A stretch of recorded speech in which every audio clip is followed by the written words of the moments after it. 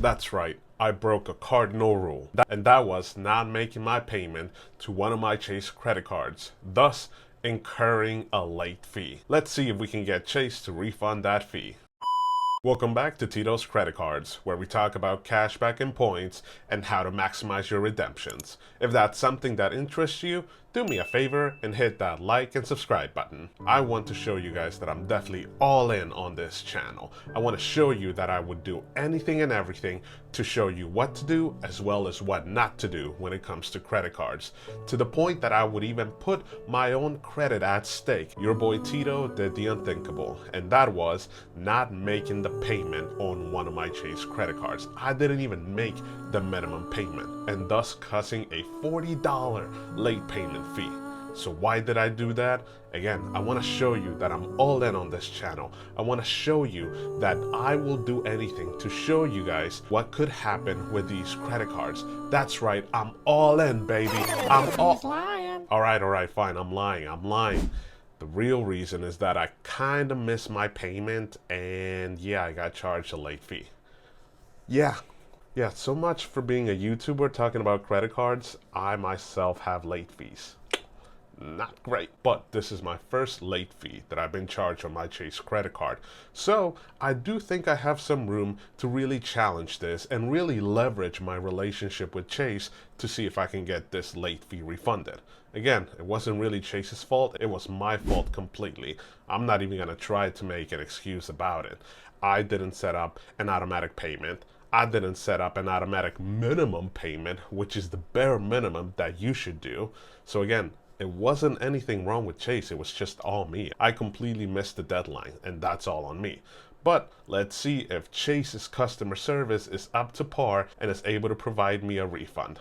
Hope so. But before I showed you guys how I went about it, I definitely want to cover a couple of points that you need to know and that I also use to leverage to see if I could get this fee refunded. First thing that you need to know is that I don't have a bank account with Chase. I have credit cards, but I don't have a checking or a savings account with them. I've been a Chase customer now for 3 years. That's right, a full 3 years they've had my business.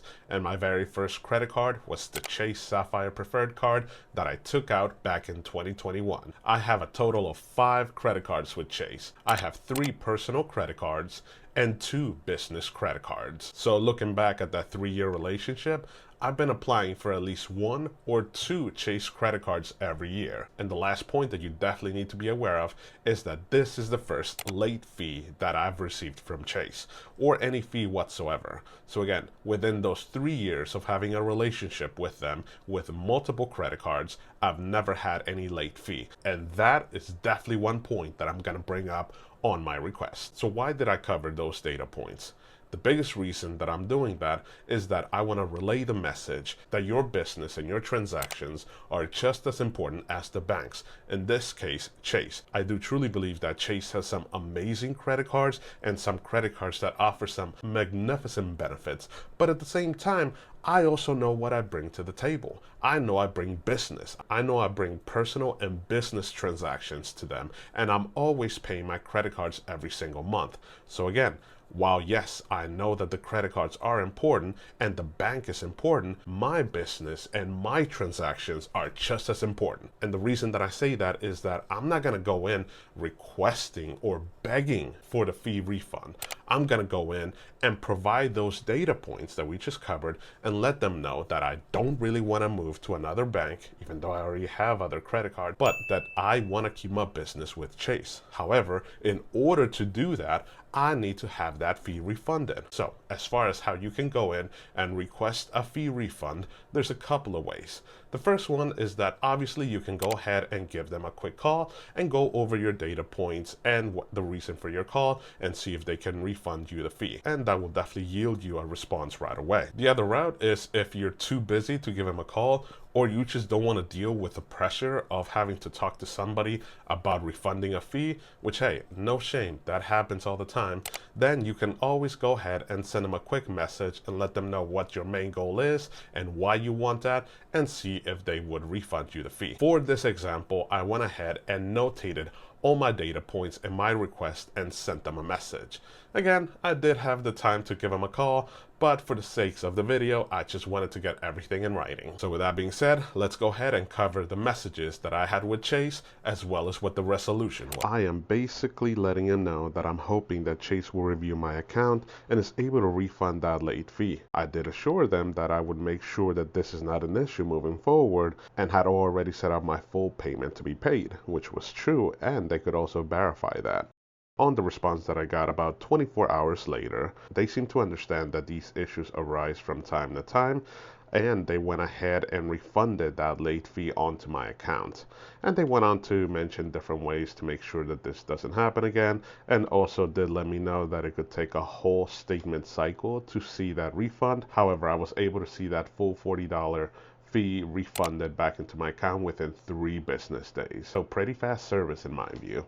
So as you can see, Chase has gone ahead and refunded that late fee, which I am definitely happy to see, as well as being able to see that they value the relationship that they have with me. First, because I have multiple credit cards with them. Second, even though it's not the longest relationship, I am proud of my 3-year relationship with Chase. So again, the main takeaways that I definitely want to convey during this video is first, your business is just as important as the bank's. So don't feel like you have to go in and beg for that feedback, especially if you have a long relationship with that financial institution. Again, in this case, it was Chase, but you could really go in and put any financial institution of your liking. Second, if you have more than one products with them, don't be afraid to mention that. Hey, if you have the product and you are using it, it does not hurt for you to mention it at all. They need to know that you mean business, and that business could potentially be an impact on the number of transactions that they have or on the number of credit cards that they have with you. And the last thing, and I'm sure you probably noticed, is to please